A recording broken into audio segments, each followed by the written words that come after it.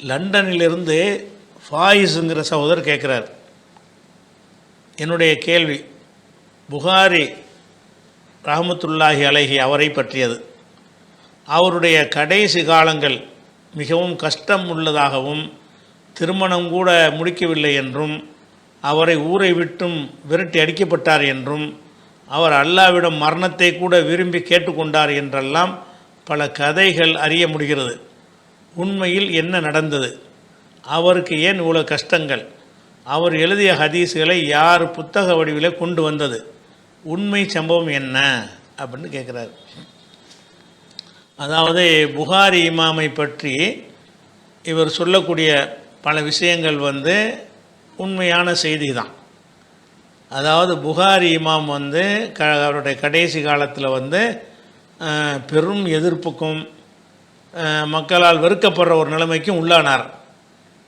அது நெசந்தான். அதுக்கு முன்னாடி ஒரு செய்தியை சொல்லிட்டு சொன்னால் தான் உங்களுக்கு விளங்கும். அதாவது இந்த புகாரி இமாமும் அந்த அஹ்மது இப்னு ஹம்பல் இவங்களுடைய காலத்தில் ஏற்கனவே ஒருக்கா கூட நான் இதை சொல்லியிருக்கிறேன். இந்த குரான் ஆதியிலேருந்து இருந்துக்கிட்டு இருக்கிறதா, அது இடையில் உருவாக்கப்பட்டுச்சான்னு ஒரு சர்ச்சையை கிளப்புறாங்க. இந்த அஹ்மது இப்னு ஹம்பல் தான் கிளப்பி அந்த குழப்பத்தை உண்டாக்குனவர். அவருக்கு இருந்த ஒரு செல்வாக்கின் காரணமாக அறிஞர்கள்லாம் என்ன செஞ்சாங்கன்னா, குரான்கிறது இல்லாமல் இருந்து உண்டானதில்லை, அல்லாஹ் இருக்கிற காலமெல்லாம் குரான் இருக்குது, குரான் என்பது கலாமுல்லா என்பது அல்லாஹ்வுடைய ஒரு அங்கம் மாதிரி. அல்லாஹ்வுடைய கையின்னா அல்லாஹ்வுடைய கை, அல்லாஹ்வையும் கையையும் பிரிக்க முடியுமா? இது முந்தி ஒரு விலைக்கு இருக்கிறான். அல்லாஹ் இருக்கும்போதெல்லாம் அவன் கையும் இருக்குன்னு அர்த்தம். அப்போ அதே மாதிரி தான் அல்லாஹ்வுடைய பேச்சுங்கிறது அந்த குரான் என்பது அல்லாஹ்வுடைய பேச்சு. அல்லாஹ்வுடைய பேச்சு அல்லாஹ்வுடைய தான் இருக்கும், அது பிரிஞ்சு வராது. அதனால் குரான் ஆதியிலேருந்து உள்ளது அப்படின்னு சொல்லணும். அப்படி சொல்லாமல் இருந்தால் அவன் காஃபிரு அப்படின்னு என்ன செஞ்சார் அஹ்மது இப்னு ஹம்பல். அவர் பைத்தியகாரத்தனமான ஒரு வாதம் இது. ஆனால் அஹ்மது இப்னு ஹம்பல் இந்த வாதத்தை வைக்கிறார்.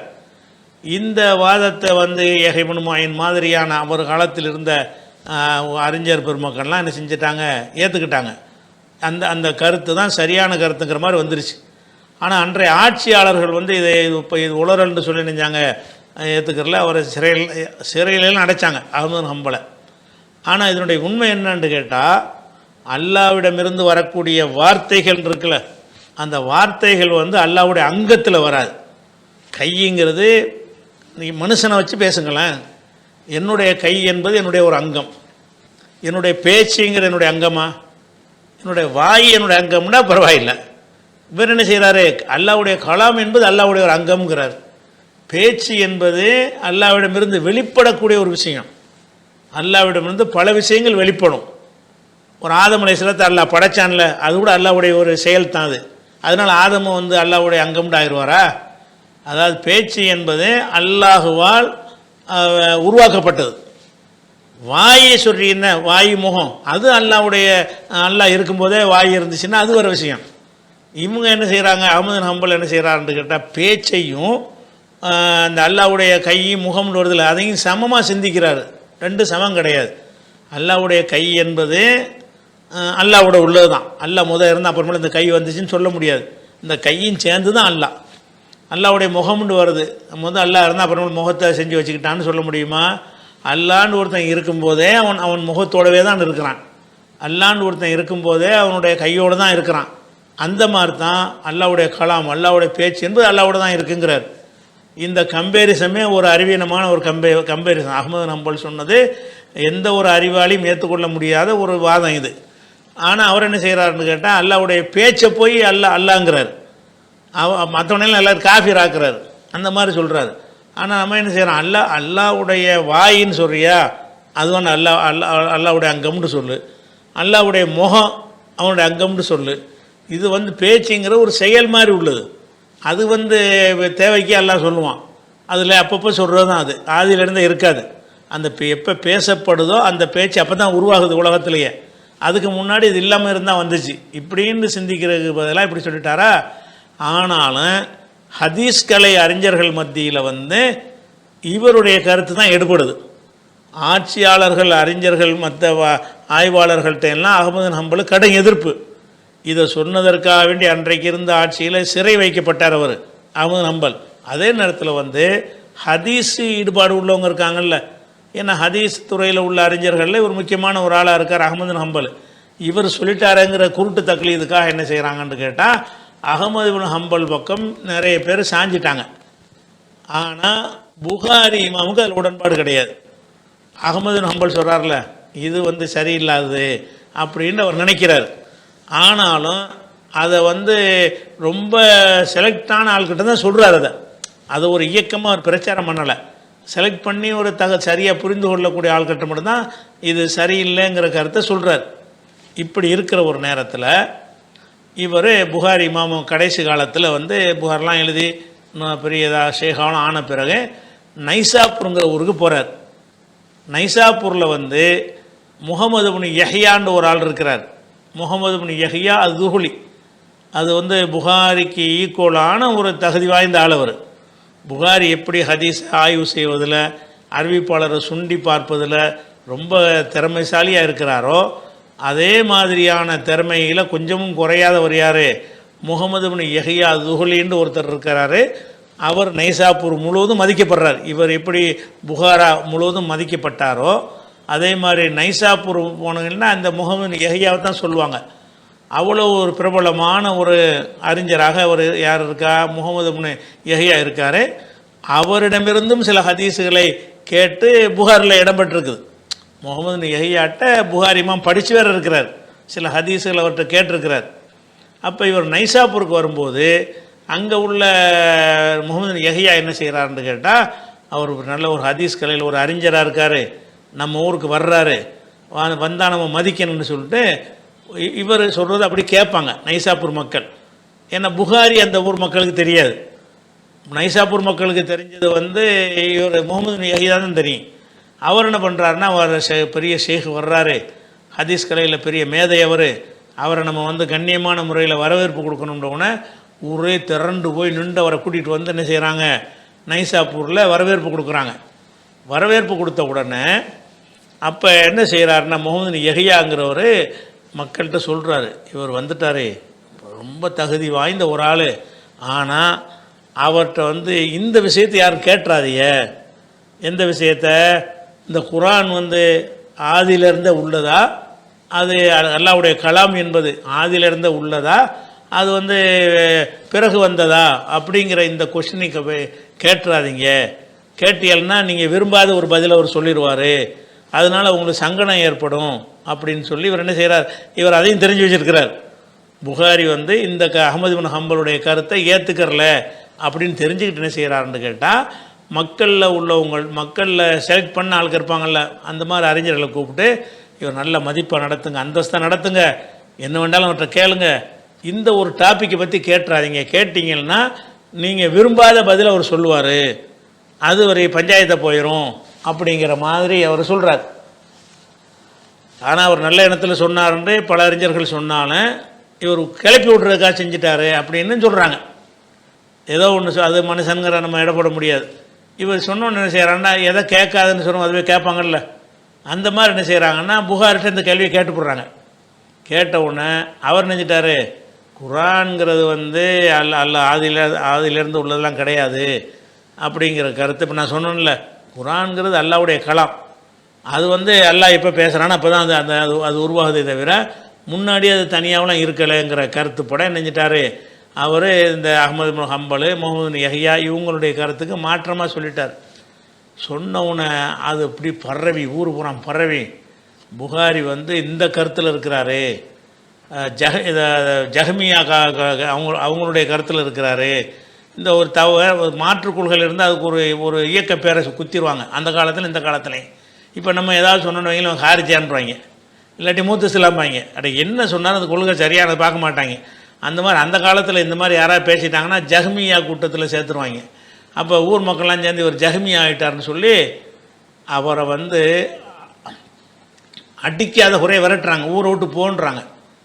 யாரை? புகாரி வந்து நீ வந்து கெட்ட கோரில், நீ வந்து ஜஹ்மியாவில் உள்ள ஆள், நீங்கள் இருக்கக்கூடாதுங்கிறாங்க. எல்லாருமே ஒட்டுமொத்தமாக சேர்ந்துக்கிண்டு அவர் என்ன செய்கிறாங்க, விரட்டி அடிக்கிறாங்க ஊரை விட்டு. அவ்வளோ வரவேற்பு கொடுத்தவங்க புகாரி இமாமை விரட்டி அடிக்கிறாங்க. அவருக்கு சப்போர்ட்டாக இருந்ததுன்னு பார்த்துக்கிட்டிங்கன்னா முஸ்லீம் தான். முஸ்லீம் அதில் அங்கே ஒரு ஆளாக இருக்கார். அவர் என்ன செய்கிறாருன்னா வந்து ஃபுல் சப்போர்ட்டாக புகாரி இமாமுக்கு இருக்கிறார். அதான் அவர் வரும்போது 4000 குதிரை வீரர்கள் நின்று வரவேற்றாங்க. புகாரி நைசாப்பூருக்கு வரும்போது குதிரையில் 4000 குதிரை வீரர்கள் நின்று புடைசூழ வரவேற்று கொண்டு வந்தாங்க. அவ்வளோ கூட்டத்தில் வகுப்பு வந்து நிறைய வகுப்புகள்லாம் நடத்துகிறாரு. ஊரே திரண்டு போய் அவர்கிட்ட பாடம் கேட்குது. ஆனால் அந்த நேரத்தில் என்ன ஆகுதுன்னு கேட்டால், இந்த குரான் சம்பந்தமான இந்த விஷயம் வந்தவுடனே துகுலிக்கு தான் ஊரில் செல்வாக்கு கூட. அதில் அஹ்மது இப்னு ஹம்பல்லாம் அந்த கொள்கையில் இருக்கிறாங்களா. இதை வந்து புகாரி மாற்று கருத்து சொன்ன உடனே அவரை வந்து விரட்டி அடிச்சிட்டாங்க புகாரி. அப்போ வந்து அவ்வளோ செல்வாக்கு கூட வந்தவர் ஊரில் நீ இருக்காதுன்ட்டாங்க. ஏறக்குறைய நாடு கடத்துகிற மாதிரி அவர் நைசாப்பூர்லேருந்து நினைஞ்சார், விரட்டப்பட்டு அப்புறம் இறுதி காலத்தில் புகாரா அவருடைய ஊருக்கு போகிறார். அவர் பிறந்த புகாராங்கிறது ரஷ்யாவில் இருக்கிறது. ரஷ்யாவில் இருக்கக்கூடிய இப்போ ரஷ்யாவில் இருக்கிறது, அந்த தாஷ்கண்டுக்கு பக்கத்தில் இருக்கிறது. அப்போ ஹதீஸ் கலைக்கு பெயர் பெற்ற ஊராக அது இருந்தது. அப்போ புகாராவுக்கு போயிடுறாரு. புகாராவில் அங்கே இஸ்லாமிய ஒரு அமீர் ஒருத்தர் இருக்கார். அவர் என்ன செய்கிறாருன்னு கேட்டால், புகாராவில் ஒரு மதிப்போடு அவர் இருக்கிறார். ஆனால் அந்த நேரத்தில் என்ன செய்கிறாருன்னா, அந்த புகாராவுடைய அமீர் என்ன செய்கிறாரு, புகாரி இமாமை கூப்பிட்டு, நீங்கள் ஹதீஸ் கலை மேதையாக இருக்கிறீங்க, நீங்கள் என் வீட்டு பிள்ளைகளுக்கு எங்கள் வீட்டில் வந்துக்கிட்டு உங்கள் ஹதீஸ் பாடத்தை நடத்தணும் அப்படின்னு சொல்லி டெய்லி என்ன செய்யணும், எங்கள் வீட்டில் பாடம் நடத்தணும்னு கூப்பிட்றாரு. புகாரி இமாம் நினைச்சிட்டாருன்னு கேட்டால், கல்வியை தேடி நீ வரணுமே தவிர உன்னையை தேடியெல்லாம் கல்வி வராது. அதே உங்கள் வீட்டில் நான் சொல்லிக் கொடுக்கணும். நான் சபை வச்சுருக்கிறேன், நான் பாடம் நடத்துறதுக்கு பள்ளியாசல் உட்காந்து பாடம் நடத்திக்கிட்டு இருக்கிறேன், இங்கே உன் பையனை அனுப்பி வை, அப்படிலாம் கல்வியை அனுப்ப முடியாதுன்னு சொல்லி மறுத்துட்டார். மறுத்தவன் என்ன செய்கிறான்னு கேட்டால், அந்த ஆள் என்ன செய்கிறாருன்னு கேட்டால், அறிவை ஒரு குழுவுக்கு மட்டும் கட்டுப்படுத்தி கொடுக்க முடியாது அப்படின்னோடனே அந்த ஆளுநர் கோவப்பட்டு என்ன செய்கிறாருன்னா, அவரை நாடு கடத்துங்க அப்படின்னு சொல்லிடுறாரு. நாடு கடத்தின உடனே புகாரா விட்டு விரட்டப்பட்ட உடனே கர்த்தங்குன்ற ஒரு ஈரானில் உள்ள பகுதியில் உள்ள ஒரு கிராமம், அந்த கிராமத்தில் 256 ஹிஜ்ரி அதில் என்ன செய்கிறாருன்னா, அங்கே கடத்தப்பட்டு அங்கே இருந்த அவர் இறந்து போகிறார். யார், எந்த செல்வாக்கும் இல்லாமல், நைசாப்பூர்லேயும் செல்வாக்கு இல்லை, புகாராவுலையும் விரட்டி விடப்பட்டார். ஒரு கிராமத்தில் கொண்டே இதில் என்னன்னு கேட்டால், ஒரு மாதிரி அவர் ரொம்ப பெரிய அவமானத்துக்கு உள்ளாக்கப்பட்ட, அவ்வளோ பெரிய செல்வா கூட இருந்தவர் இந்த மாதிரியான ஒரு காரணத்துக்காக ஆன உடனே அது அப்போ என்ன ஏற்படும்னா, உலகத்தில் பொதுவாக இப்படி ஒரு நடந்து இருக்காவிட்டால் புகாரி இமாம் 10ஓட ஒரு 11ஆவது அறிஞராக தான் இருந்திருப்பார். அப்போ இவரை இவ்வளவுக்கு ஒரு கிராமத்தில் கொண்டு இவர் நாடு கடத்தி பண்ணிவிட்டாங்களேன்ற உடனே இவர் மீது இவருடைய மாணவர்களுக்கு அதிகமான அனுதாபம் வருகிறது. புகாரியுடைய மாணவர்கள் என்ன செய்கிறாங்கன்னு கேட்டால், இவருடைய ஹதீஸுகளை எல்லா பக்கமும் கொண்டு போய் சேர்க்கணும், அவங்க சேர்க்கணுங்கிற உத்வேகத்தினால தான் அந்த புகாரிக்கு அவ்வளோ பெரிய முக்கியத்துவம் கிடைச்சதை. அவர் இந்த அளவுக்கு மோசமாக நடத்தப்பட்டிருக்காவிட்டால் அவருக்கு இவ்வளோ ஒரு முக்கியத்துவம் கிடைச்சிருக்காது. இப்போ எத்தனையோ அறிஞர்கள்லாம் ஹதீஸ் எழுதுனாங்க, அதோடு போச்சு, அதுக்கு பிறதையும் வரல, ஒன்றும் வரல, அப்படி போன ஹதீஸுகள்லாம் நிறைய இருக்கிறது. ஆனால் இவருடைய நூல்கள் என்னாச்சுன்னு கேட்டால், உதாரணமாக இவர்கிட்ட படித்த முக்கியமான மாணவர்கள் யாருன்னு கேட்டால், முஸ்லீம் இமாம் இருக்கார்ல, புகாரி முஸ்லீம்ங்கிறோம்ல, முஸ்லீம் புகாரிக்கு மாணவர். அதே மாதிரி இப்னு ஹுசைமாண்டு ஒரு ஹதீஸ் கிதாபு சொல்கிறோம்ல, அவரும் புகாரிக்கு மாணவர். நசை இமாம்னு சொல்கிறோம்ல, அவரும் புகாரிக்கு மாணவர். அகமது இப்னு சலமா நைசாபூரி, அவரும் புகாரிக்கு மாணவர். திருமதிங்கிற இமாமும் திருமதி ஹதீஸுங்கிறோம்ல, அவரும் புகாரிக்கு மாணவர். இப்னு அபி துன்யான்னு ஒருத்தர், அவரும் ஹதீஸ் கலையில் உள்ளவர், அவரும் புகாரியுடைய மாணவர். ஹுசைன் இப்னு முகமதுங்கிறவர், அவர் ஒரு மாணவர். யாக்கூப் இப்னு யூசுஃபுல் அஹ்ரம், அவர் ஒரு முக்கியமான ஒரு ஆள். ஜாஃபர் இப்னு முகமது நைசாபூரி, இவரும் மாணவர். அபுல் காசிம் பகவி இமாம்னு சொல்லுவாங்கள்ல, அவரும் அவருடைய மாணவர். ஹுசைன் இப்னு இஸ்மாயில் மகாமிலிங்கிறாள். இவங்களெல்லாம் புகாரிட்ட பாடம் கட்டுறவங்க. இவங்க என்ன செய்கிறாங்கன்னா, வெறிகொண்டவர்களை போல எழுந்து அவருடைய இந்த ஹதீஸ் நூல்களை எல்லா பக்கமும் கொண்டு செல்லணும்னு அவங்க இறங்கினாங்க. இவ்வளோ பேரும் புகாரியை கொண்டு போய் சேர்த்ததில் திருமதிக்கு பங்கு இருக்கிறது, நசைக்கு பங்கு இருக்கிறது, முஸ்லீமாக பங்கு இருக்கிறது. அவங்களும் ஹதீஸ் நூல்களை தனியாக எழுதுனாங்க. என்ன எழுதுனாலும் இதுக்கு நிகராக எங்கள் புஸ்தகம்லாம் கிடையாதுன்னு சொன்னாங்க. திருமதி இமாமும் அவர் திருமதின்னு எழுதியிருக்கிறாரு. ஆனால் அவர் புகாரி ஹதீஸை தான் கொண்டு போய் சேர்த்தார். அப்போ புகாரியுடைய நூலுக்கு எதனால் அவ்வளோ முக்கியத்துவம் கிடைச்சுன்னு சொன்னால், அவரை இந்த அளவுக்கு இன்சல்ட் பண்ணிட்டாங்களே, அவருடைய சேவையை மதிக்காமல் அவ்வளோ கேவலப்படுத்திட்டாங்களே, அவர் கொள்கைக்காகத்தானே அவர் ஒரு நின்றார் அப்படிங்கிற ஒரு வேற ஒரு பாரதூரமான குற்றச்சாட்டு ஒன்றும் இல்லை. ஒரு மாற்று கருத்து இருந்தால் கூட அதுக்காக இப்படியா செய்வாங்க? அந்த ஒரு அடிப்படையில் தான் என்ன ஆகுதுன்னா, புகாரி இமாமுக்கு வந்து அவருடைய மாணவர்களாக இருந்த இப்னு ஹுசைமா, அது மாதிரி முஸ்லிமு, அது மாதிரி அனபகவி, திருமதி, நசை, இவங்களெல்லாம் என்ன செய்கிறாங்க, அவருடைய ஹதீஸுகளை வந்து எல்லா பக்கமும் கொண்டு சேர்க்குறாங்க. கொண்டு சேர்த்த வகையில் தான் இந்த புகாரி முக்கியத்துவம் வாய்ந்த இடத்துல முதல் இடத்துல வந்தது. அதான் காரணம். இதே மாதிரியான தகுதியில் இந்த முகமது யஹ்யாங்கிறவர் ஒரு புக் எழுதியிருக்காரு. அது கையெழுத்தாகவே இருந்து அது அச்சுக்கே வரல. அது இப்போ டைப் பண்ணி அதை சேர்த்துருக்குறாங்க சாஃப்ட்வேர்களில். அதுவும் இதே மாதிரி தகுதி வாய்ந்த கித்தாபு தான். இருந்தாலும் வந்து என்ன செய்யலை, இவருக்கு உள்ள அளவுக்கு வந்து அவருக்கு இந்த மாதிரி மாணவர்கள் கிடைக்கல. அந்த மாதிரி இருந்திருக்கிறார் ஒன்று. அதே மாதிரி வந்து இது இன்னொரு விஷயம், அவர் நம்ம செத்துட்டா பரவாயில்லைன்னு நினச்சாருன்ற ஒரு கேள்வி கேட்டிருக்கிறீங்கல்ல. ஆனால் அப்படி எழுதி வச்சுக்கிறாங்க. அப்படி ஆனால் எனக்கு நம்ப முடியலை. ஏன்னு கேட்டால், அப்படி மரணத்தை வந்து விரும்பக்கூடாதுன்னு ஹதீஸ் எல்லாம் இருக்கிறது. இவரே அதை பதிவு பண்ணியிருக்கிறார். ஆனால் என்ன செய்கிறாங்கன்னு கேட்டால், அப்துல் குத்தூஸ் இப்னு அப்துல் ஜப்பார்னு ஒருத்தர் இருக்கார். அவர் புகாரியுடைய மாணவர். அவர் என்ன செய்கிறாருன்னு கேட்டால், இரவில் புகாரி நான் ஒரு அல்லாஹ்ட்ட துவா செய்கிறத நான் கேட்டேன். இரவில் தொழுது விட்டு துவா செய்வார். அதில் என்ன செய்வார்னா, அல்லாஹும்ம கது லாக்கத் அலையல் அருள் விமா ரஹபத், இறைவா இந்த பூமி விசாலமாக இருந்து கூட என்னை பொறுத்த வரைக்கும் சுருங்கி போச்சு, ஃபக்பில்னி இலைக்கு என்னை கைப்பற்றிக்க, என்னை மூத்தாக்கிறே அப்படின்னு சொல்லி அவர் துவா செய்வதை, அடிக்கடி துவா செய்து கொண்டிருப்பதை நான் செவியுற்றேன் என்று ஒரு ஆள் அறிவிக்கிறார். ஒரு ஆள் யார்? அப்துல் குத்தூஸுங்கிற ஒரு ஆள், புகாரியுடைய காலத்தில் இருந்தவர். நேராக கேட்டேங்கிறார்ல, புகாரியை பார்த்தவர் தான். இப்போ புகாரியை பார்த்த ஒரு ஆள், அவர் இரவு தொழுது விட்டு இந்த மாதிரி துவா செஞ்சார், இறைவா பூமி விசாலமாக இருந்தும் கூட எனக்கு சுருங்கி போச்சே, சுருங்கிச்சுன்னா எல்லாம் ஒதுக்கி தள்ளிட்டாங்கல்ல, அந்த அளவுக்கு மன உளைச்சலுக்கு ஆளானாருங்கிற ஒரு விஷயம் இருக்கிறது. ஆனாலும் இப்படி கேட்கக்கூடாதுன்னு இருக்க மார்க்கத்தில் என்னை சீக்கிரம் கைப்பற்றிக்கன்னு கேட்கக்கூடாதுன்னு இருக்குது. அவர் கேட்டார்னு சொல்ல தௌலீஹுங்கிற அந்த கித்தாபில் என்ன செய்கிறாங்க, இப்படி அப்துல் குத்தூஸ் சொன்னதாக எழுதி வச்சுருக்கிறாங்க. சொன்னார் என்பதற்கு இப்படி ஆதாரத்தை காட்டினாலும் நம்ம இதை நம்ப முடியலை.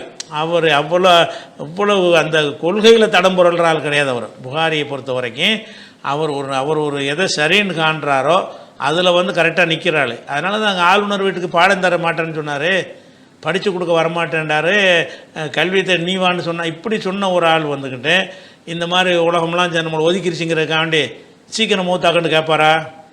சீக்கிரம் மூத்தாக்குன்னு கேட்பதாக இருந்தாலும், அது கித்தாப்பில் எழுதப்பட்டிருந்தாலும், அதே ஒரே ஒரு ஆள் நான் கேட்டேன்னு சொன்னாலும் இது வந்து தவறான செய்தியாகத்தான் நம்ம கருத வேண்டியது. அப்படி சொல்லியிருக்க மாட்டார். சொல்லக்கூடாது ஒன்றை சீக்கிரம் மூத்தாக்குன்னு இப்படி கேட்பார். இறைவா துன்பத்தில் இருக்கிறேன், எப்படி கேட்கலாம்?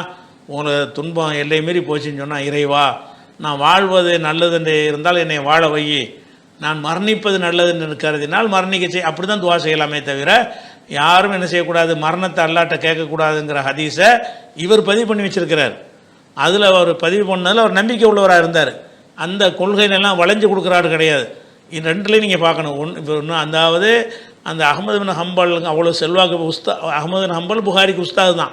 உஸ்தாதாக இருந்தும் கூட அவருடைய கொள்கை சரி இல்லைன்ற ஒரு அடிப்படையில் என்ன செய்கிறாரு, அதுக்கு மாற்று கருத்து சொல்கிறாருன்னு சொன்னால், இவர் மார்க்கத்தில் இவருக்கு எது சரின்னு பட்டுச்சோ அதில் வளையாத ஒரு ஆள் வழங்குதில்ல, இவருக்கு சரின்னு பட்டால் என்ன செய்கிறது, பெரிய அறிஞர்கள்லாம் வந்து எதிர்க்கிறாங்க. முகமது யஹ்யா துஹுலியெல்லாம் இவருக்கு எதிராக இருக்கிறாரு. அதை பற்றிலாம் அவர் கவலைப்படவே இல்லை. ஊரை விட்டு விரட்டுவாங்களே என்பதற்காக வேண்டி அந்த ஒரு விஷயத்தை மறைச்சாவது பேசினாரா? மறைச்சியும் பேசலை. அந்த கொள்கை உறுதியிலாம் அவர் வந்து ஒரு அசைக்க முடியாத ஒரு ஆளை தான் இருந்திருக்கிறார். அதனால் வந்து இன்னும் சொல்ல போனால் இந்த பிற்காலத்தில் வந்த அறிஞர்களில் இப்னு தைமியா, இப்னு கையும் எல்லாரும் போன்றவர்களெல்லாம் அஹ்மது பின் ஹம்பலுக்கு சப்போர்ட் பண்ணாமல் புகாரி தான் சப்போர்ட் பண்ணுறாங்க. அஹ்மது ஹம்பல் தான் தப்பு பண்ணிட்டார், தேவையில்லாத சர்ச்சையை உண்டாக்கிட்டார், அது வந்து புகாரி பக்கம்தான் நியாயம் இருக்குன்ட்டு இவங்கெல்லாம் பிற்காலத்துலேயும் இவருக்கு தான் சார்பாக பேசியிருக்கிறாங்க, இப்னு தைமியா போன்றவர்கள்லாம். அதனால் புகாரி வந்து அந்த மாதிரி செஞ்சாருங்கிறத ஏற்றுக்கிற முடியல. இருக்குது, இல்லாத ஒன்று சொல்லலை, இருக்கு தான் செய்கிறது. ஏன்னா அவர் நேரடியாக கேட்டேன்ல ஒருத்தர் சொல்கிறாரு, ஒரு மாணவராக இருந்த ஒருத்தர் சொல்கிறாரு. ஆனால் வந்துக்கிட்டு அது ஏற்றுக்கிற மாதிரி இல்லை, நம்புகிற மாதிரி இல்லை. சரி, அது ஒரு விஷயமாச்சா. அதுக்கு அடுத்தது அவர் கல்யாணம் பண்ணலைன்ற மாதிரியும் கதைகள் எழுதி வச்சுருக்கிறாங்க. ஆனால் கல்யாணம் பண்ணலைங்கிறத வந்துக்கிட்டு எந்த ஒரு ஆதாரமும் இல்லை.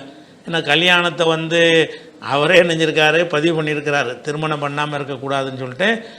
நிறைய பேர் பண்ணாமல் இருந்திருக்கிறாங்க, இப்னு தைமியா கூட பண்ணலை தான், நிறைய பேர் பண்ணாமல் இருந்திருக்கிறாங்க. ஆனாலும் இவர் திருமணம் பண்ணலைங்கிறதுக்கு எந்த ஒரு குறிப்பும் கிடைக்கல. ஏன்னு கேட்டால் இவர் அந்த 3 பேர் பேசிக்கிடுவாங்கல்ல, ரசூலுல்லாஹ்ட்ட இபாதத்து எப்படி இருக்கும்னு கேட்பாங்க. ரொம்ப கம்மியாக இருக்கணும், நான் இனிமேல் கல்யாணமே பண்ண மாட்டேன், நான் நோன்பு வச்சுட்டே இருப்பேன்னு சொல்லும்போது அதை ரசூலுல்லாஹ் கண்டித்து, இது யார் என்னுடைய சுன்னத்தை புறக்கணிக்கிறாரோ என்னை சேர்ந்தவன் இல்லைங்கிற ஹதீஸையெல்லாம் வெளியிட்டவர் புகாரி. அவர் கல்யாணம் பண்ணாமல் இருப்பார்னு சொன்னால் ஒன்று தேவையற்றவராக இருந்திருக்கணும், அப்படி இருக்கணும். ஆனால் அதுக்கு ஏதாவது குறிப்பு கிடைக்கணும்ல. கல்யாணம் பண்ணலைன்னுலாம் குறிப்பு கிடையாது. என்ன குறிப்பு இருக்குன்னு கேட்டால் அவருக்கு சந்ததி இல்லைன்னு இருக்குது. புகாரி ஒரு ஆளை பற்றி அவருடைய பிள்ளைகள் தானே பேர் சொல்லுவாங்க, பேர் சொல்ல ஒரு பிள்ளைன்னு தானே சொல்கிறாங்க. பிள்ளைகளை வச்சு தானே ஒருத்தனுக்கு பேர் வழங்கும். அப்போ புகாரிக்கு பிள்ளை இருக்காங்கன்னா பிள்ளை இல்லை, பிள்ளை இல்லைன்னு என் கல்யாணம் இல்லைங்கிற, கல்யாணம் பண்ணி பிள்ளை பெறாமல் இருந்திருப்பார்ல. அவர் வாரிசுகளை விட்டு செல்லவில்லை அப்படிங்கிறது தான் இருக்கே தவிர அவருக்கு கல்யாணம் பண்ணலைங்கிறதுக்கு ஒரு ஒரு ஆதாரபூர்வமான செய்தி கிடையாது. அவர் புள்ள குட்டி கிடையாதுங்கிறதுக்கு, புள்ள குட்டி இருந்தால் வந்துடும்ல, அவருக்கு சந்ததிகள் கிடையாது என்று ஏன் சொல்கிறாங்க? கல்யாணம் பண்ணலன்னு ஒரே அப்படி சொல்லியிருப்பாங்கள்ல அழகான முறையில். அது வார்த்தை எப்படி சொல்கிறாங்கன்னா, உலம் யொக்கிபில் புகாரி அகதமினல் அவுலாத்.